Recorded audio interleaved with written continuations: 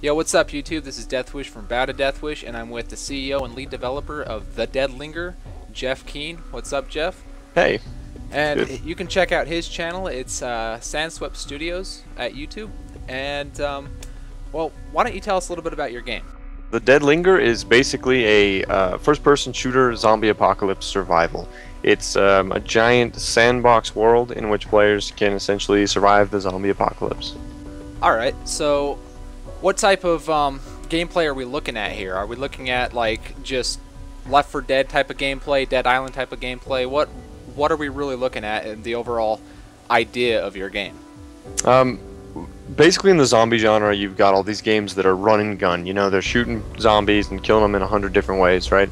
Our focus is more on the survival aspect, keeping alive, finding food, scavenging, driving vehicles, exploring, basically doing kind of whatever you want in the zombie apocalypse in a massive open world with no invisible walls, no fake doors, nothing like that. You can go in every building, every street, every alleyway.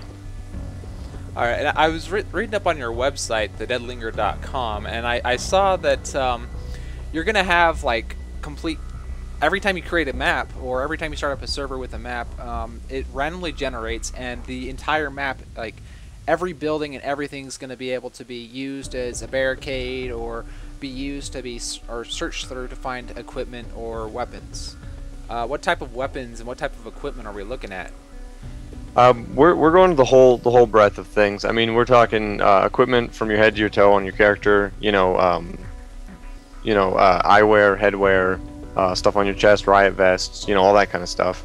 And as far as weapons and items go, it'd be things like basically anything you can think of. I mean, baseball bats, random debris you can just chuck around. I mean, you could take a vase on a table and just throw it. If you want to use that as a temporary weapon. We're gonna have guns, and they'll be fairly common. Realistically common. Not totally scarce, but probably melee weapons would be easier to find as a general rule because it's easier to just hit stuff with things lying around. As far as items go, I mean, we're talking things like traps and kind of just anything else like maps and all the other kind of items you would expect to have in any sort of FPS RPG of that nature. All right, what type of customization options do we have? Because I'm seeing on the website you have like a bear trap with Molotov, like right in the middle of it. So I'm guessing when that snaps down, it starts a big fire around all the zombies that are crossing by the traps. Right. Now, So, what go ahead. type of customization options do you actually have? Weapon-wise, trap-wise, armor-wise, character-wise? Okay, so I guess the first one I'd talk about is like crafting, right? We're thinking basically you're going to combine items into recipes to create other items, So the bear trap Molotov thing you talked about, which is an item idea. We're not sure if it's it'll probably be there though. You take the bear trap and you take a Molotov, which is also a craftable thing. You get a bottle and a rag and the required stuff, and you craft them into items, and then you can use those items to craft other items. We want the system to be pretty deep, to give players a lot of just things to do, but also unique items and traps and other things like that. As far as other customization goes, like I guess weapon customization, you could craft scopes with certain rifles and connect them. And then player customization, of course, is actually a really big deal for us because we want this apocalypse, to be your apocalypse. So you can make whatever character you want to make, be it male, female, any kind of skin color, eye color, all that kind of stuff.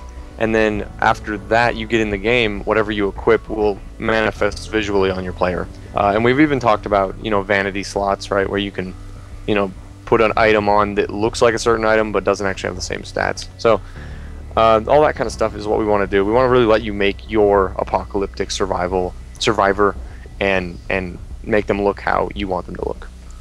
All right, and now this is going to be only for PC, correct? At the moment, yes. All right.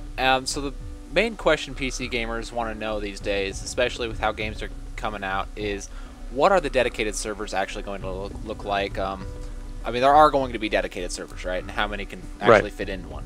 Right, yeah. There's been a trend in PC gaming recently where there are a lot less dedicated servers in games like Call of Duty and stuff. Though I guess the recent one did, but a lot of games have not had dedicated servers nearly as much. They've been doing more of this matchmaking, quick play stuff.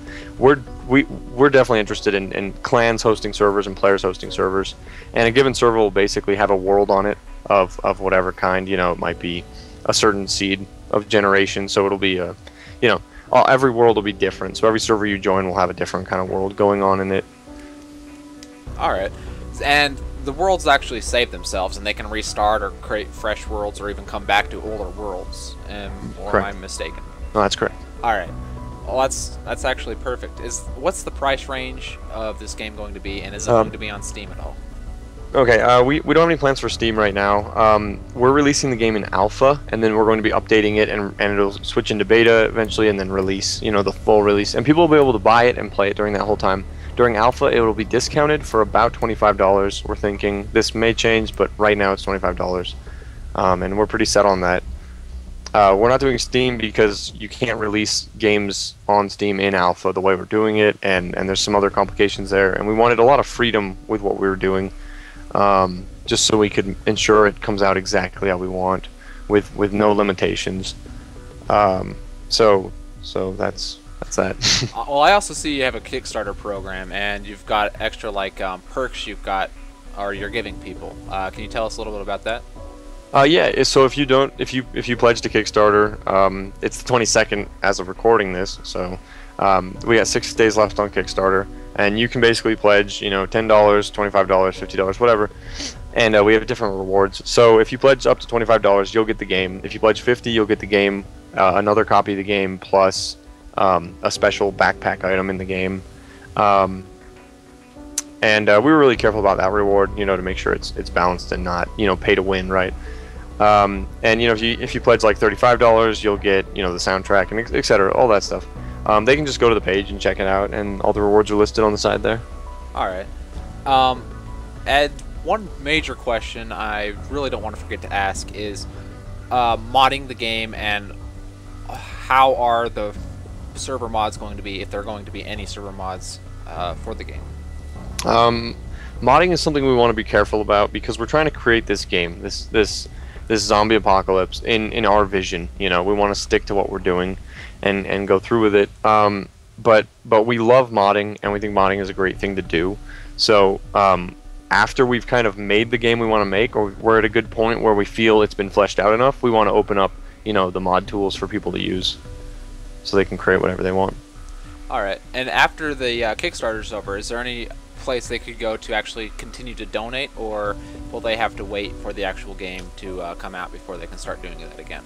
The Kickstarter ends on April 29th. We actually are taking PayPal donations as well for people who can't use Kickstarter, and those end on April 30th, so there'll be one extra day there. But as far as that goes, they'll have to wait until the alpha's released. And when does that get released?